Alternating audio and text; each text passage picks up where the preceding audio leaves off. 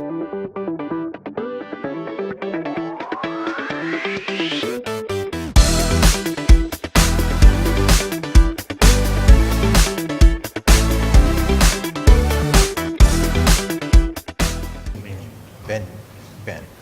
Okay, thank you.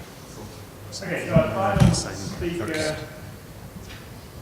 position is being Wing, presenting on hierarchical discriminative classification for text-based geolocation. Okay. It's a very capable introduction. I'm going to be talking about using hierarchical methods to do logistic regression for text-based geolocation. So the goal that I'm focusing on is to assign geographic location to text, in particular using a supervised approach. The idea is that if you have a set of geolocated documents, which is to say documents that you have a latitude, longitude coordinate assigned to every document, what I'd like to do is find the location of a new document, and I'd like to do it using particularly the document's text. So the question is, okay, so the key improvements that I'm focusing on in this talk, so first of all, I do a hierarchical approach instead of a simple approach using naive Bayes. I do logistic regression, and I've done it using cross-linguistic cross-corpora evaluation. So now what does it mean to have a location assigned to a document? Well, that depends on the type of document. If you have a Twitter feed, which is to say the tweets for a given user, that the location is generally the location that the user is tweeting from.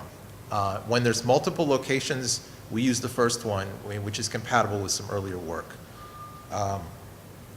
And in a text-based location, or text-based geolocation, you would use certain words like Redmond and Kirkland to especially do your geolocation.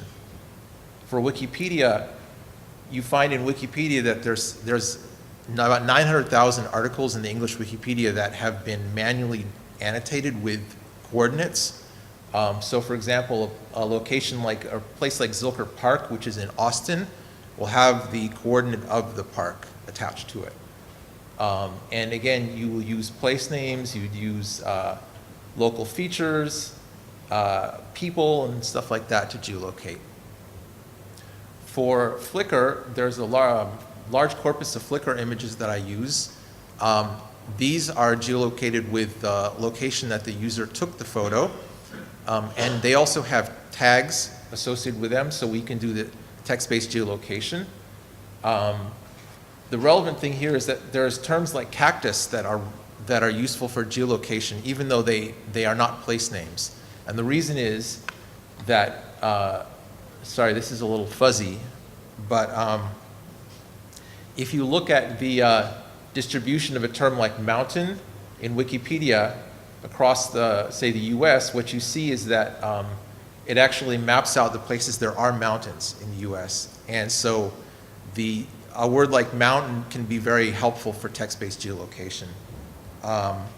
You also see that you can use regional slang in Twitter. So we find that different spellings of the word cool have regional significance, and they can let you pick out, for example, parts of the South or parts of the East for the less common spellings. The exact way that this text-based geolocation works is that, first of all, you divide the Earth's surface into geodesic grid cells, which tend to follow latitude, longitude coordinates. You assign a training document to each cell, and you then generate a language model for each cell by basically taking the text of all of the documents that are in a cell and amalgamating it. You then create a language model for your test document. You compare the two using a strategy like naive Bayes or Kale divergence or some other kind of classification, and you pick the optimum cell. The work that extends on this, previous work that extends on this, one area was to look at the grid division. So the early work simply used a uniform grid division, But the problem with this is that it overrepresents rural areas that have low distribution of documents, and it underrepresents urban areas. So you'd find, for example, in a place like Manhattan or New York, that you'd find a lot of geographic variation in a small area, and you'd like to account for that. The way that this was done using Roller et al. In a paper that I was one of the co-authors on was to use what's called a KD tree. And a KD tree does a recursive division of space in such a way that you preserve the same number of documents per cell, approximately. And what this does is this naturally creates more documents which a smaller size, or sorry, more cells with a smaller size where you have greater document density. So for example, over here in the eastern part of the US, where you have a lot of documents, you have very small cells. You have somewhat larger cells in the western part of the US, and in the oceans, you have very, very large cells because there's very low density of documents. Another approach was to do feature selection, and this was done by Han et al. 2012, and they found that they did various methods, and they found information gain ratio was generally the best. This is a method that's often used in decision trees. And the idea here is that so that naive Bayes it automatically assumes independence of features, and this means that non-salient terms can easily swamp the salient terms. And so if you can imagine choosing the salient ones and throwing away the non-salient ones, this may help you. So in this work, what I did first of all is I re-implemented the previous methods, and I figured out how to use logistic regression. And the reason why this hasn't been applied before is generally that there's too many cells. So if you use something like Valpol-Wabbit, which is perhaps the best and most efficient package out there for doing logistic regression, you still find that you can't do more than about 1,000 labels per classification. However, the number of cells that you're considering and that we'd like to consider is much greater. So for example, for the English Wikipedia, we have, at a fairly fine grid size of 0.1 degree, which is about 11 kilometers per side, we have 138,000 grid cells. Even going down to a grid size of 5 degrees, which is a very coarse cell division, which is, say, 556 kilometers on a side, which is to say your minimum error is going to be at least about 300 kilometers. You're still talking about 2,000 non-empty cells. The approach that I did is to use a hierarchy. So you imagine that you divide your space up. You first have your top level subdivision into a fairly coarse division, and then you take each of those cells, you subdivide them again, and then you subdivide them again, and you have a classifier at each level to choose, in particular, among the subcells of a given cell. And you can imagine that this might pick a country, and then a state, and then a city. This is called local classifier per parent. That's the name of this approach. And what I do is I add a beam search, so that instead of doing simply one single, drilling down to simply one single cell, which would tend to propagate errors from the top level down, I pick the multiple cells, say 5, 10 top cells, and I expand each of those. This might look something like this. If you have a hierarchy of cells, start with a root, classify among all of those, thank you, and say pick the top 2. And then you expand each of those into its subcells. You have a classifier among that's associated with each of the second level cells, and that allows you to pick the third level cells. And say you pick the top 2, expand again, and among all those cells at the bottom level, you pick the best one. You would pick the top 2 again if you had more levels below that. And the way you compute the probabilities is by multiplying probabilities from the root down to the leaf, so that the local classifier probability associated with any cell is multiplied by its parent's probability, which is multiplied by its parent's probability, and so on. So for example, if you have a Wikipedia article on Pennsylvania Avenue, you might imagine doing something like this, where you have a KD tree division of the entire Earth into cells. You pick a cell that, if this were doing, say, a single beam, this is how it might work. You pick the top cell, you expand that out into subcells. This might give you a sort of regional distribution.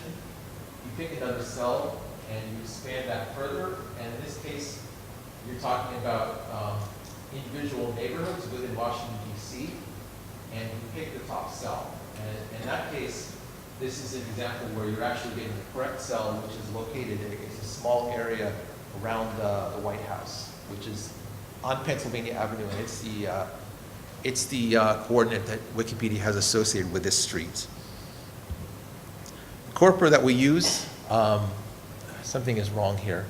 Anyway, there's two Twitter corpora. There's Twitter US, and it doesn't say here, but there's Twitter World.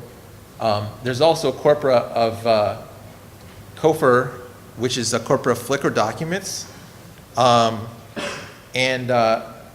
of geotied documents is in the order of 1 million per corpus. We also have 3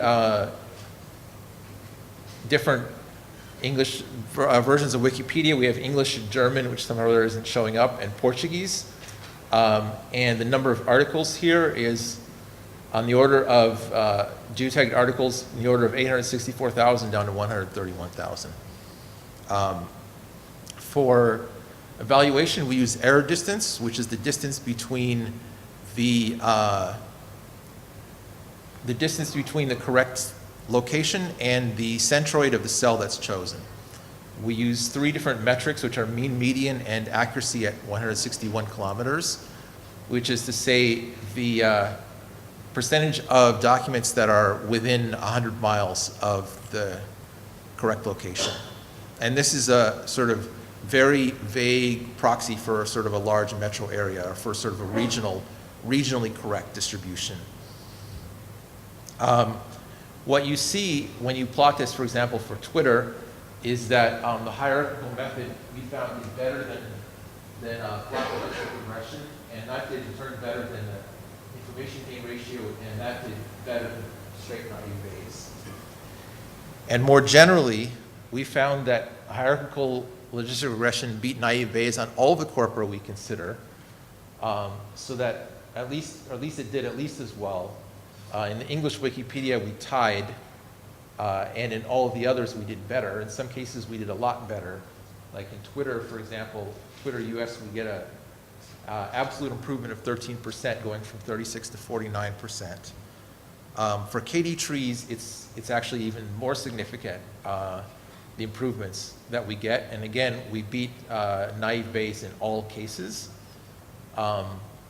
When you compare uniform and KD trees, what you see when you use the accuracy is that uniform slightly wins out in the case of the 2 Twitter corpora, but in the case of all the others, the KD tree works, which is what we'd like to see, because the KD tree, we think, does a better job of dividing up space than uniform.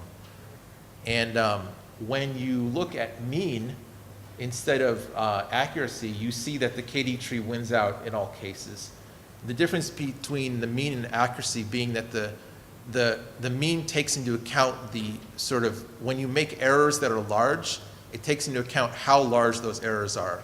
Whereas accuracy, as long as you're outside of 100 kilometers, or sorry, 161 kilometers, 100 miles, the magnitude of the error isn't considered. So you might say the KD tree is better at reducing the extreme errors, especially. When we looked at information gain ratio for feature selection, we actually saw that it didn't even help over naive Bayes except for Twitter, which was the only cases that were considered. When you compare feature selection using information gain ratio to our method, we again do better for all corpora. So overall, we were very happy with this because we found that this method worked better than a number of previous methods, and it did it quite consistently over all the corpora that we considered. And we're getting sort of large improvements in many cases, like you can see on the Portuguese Wikipedia, we actually go from 71 up to 88. So 17% absolute improvement. The parameters that we consider, again, I talked about beam size. There's two others. There's one for the top level division, and there's one for the lower level divisions. Beam size helps by about 1%, and we generally found, as I said, that a beam size of 2 to 5 gives improvements, and above that didn't. Let me talk slightly here about why I don't use metadata. There's nothing wrong with using metadata, but it's specific to the type of corpus, and I wanted to have a method that was applicable to a large number of different types of corpora. And in particular, there are some corpora that have no metadata whatsoever. So for example, in the digital humanities, you have a lot of documents that have been OCR'd, and some of them are applicable to geolocation. So for example, 19th century travel documents. This is Western Wilds by John Beadle, and it was a travel log from the 19th century. And basically these documents, there's just pure text. And so all you can do is use the salience of different words within them. And there's actually current work I'm doing which shows how to geolocate documents like this using co-training. And there are also some interesting geographic applications. I discussed to some extent before, I showed this before, and again, I don't know why it's fuzzy, but you know, this is one way you can think of as grounding meaning in geography by looking at the distribution of words over space. You can imagine doing dialect studies using, again, distribution of geographic distribution of words over space. You also see something interesting when you look at the most salient words that have been chosen by logistic regression. You see that these are simply the top words that have been chosen for various regions, and all I've done is identified the top city in those regions. You have other cities in those regions that show up. You have geographic features that show up, like earthquake in San Francisco, canal and bayou in New Orleans, desert in Phoenix. You have local brands, Safeway and so on. You have sports teams.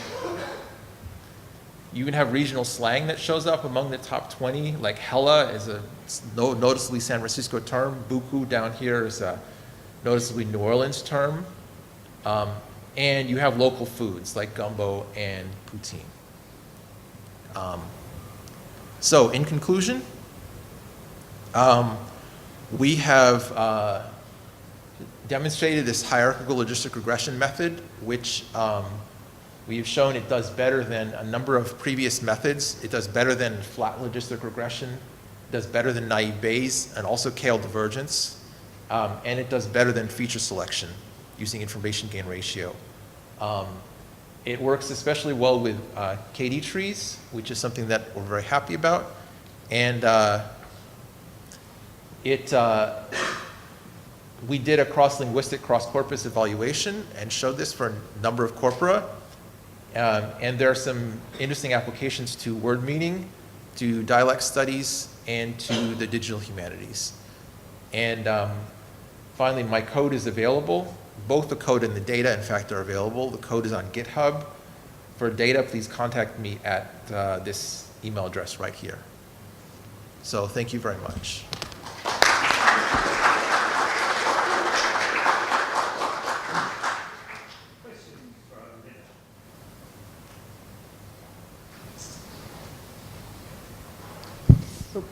Nice talk.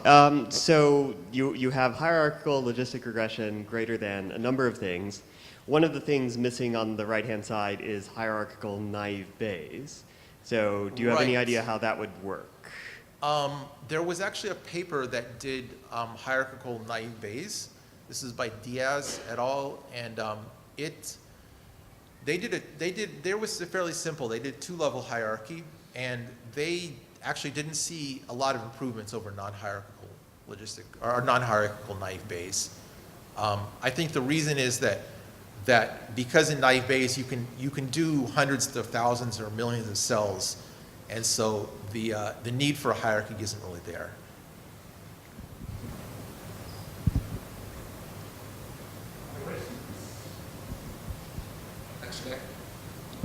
I have a follow-on question. I mean, what do you think actually made a difference, the hierarchy or the logistic regression? And if it's logistic regression, why? I mean, why not any of the other classifiers? I think that the hierarchical system is necessary to do logistic regression. And I think it's the fact of logistic regression, and the reason for that is that it's able to do very effective feature selection. So that it's able to automatically pick out the words that are most salient and weight them well, and it's able to do this in a way that allows you to simultaneously have a large number of cells, and which is to say it allows you to get very small fine-grained cells without overburdening the logistic regression at any particular level. And I mean, that's why I showed you, for example, the features that are produced by logistic regression. The top features are very salient.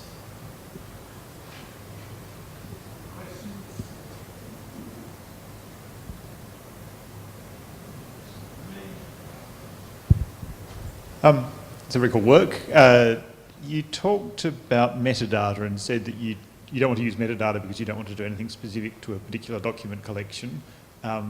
But on the other hand, you were doing Portuguese versus German versus English. Right. So do you have a single model which is multilingual? Yes, it's doing a unigram model. No, but so Yeah. do you have a single model that does all of German, Portuguese and English, or do you have individual models for each of those three? Okay, so there's a separate training corpus. I mean, every Sure. corpus has a training set and a test set, right? And the training set for those is going to be specific to that language. Right. It's a yeah. quibble, but you're assuming metadata in saying that, are you not? That you assume that you know it's Portuguese, and Well, so but you I'm use not the actually Portuguese using the model. fact that it's Portuguese. All I'm doing is using words, right? And so I don't do anything about knowing what it means to be Portuguese or knowing what it means to be German or anything like that. Yeah, no, I'm not You understand challenging that, but you Yeah. are, so just to clarify, you are using, so if it's Portuguese Wikipedia, you're using the Portuguese specific model. Sure. Yeah. Sure. Yeah. Yeah. Yeah. Yeah. More interestingly, perhaps, is there a reason not to just sort of, so if you have metadata, scrape it out, chuck it in, concatenate it with the rest of the document. So, earlier work has sort of done stacking over different metadata fields, Right. which is sort of very much Twitter specific. But if you do have the metadata, is it just another source of text that you should use? Yeah, Or? yeah, I would think so. And I mean, in the case of Twitter, you can do much better if you want to be Twitter specific and you really want to use all of the different data that Twitter gives you, which is a lot. You can do a lot better than this. Yeah. The reason that I didn't do that is because I wanted to see how well you can do text-based alone.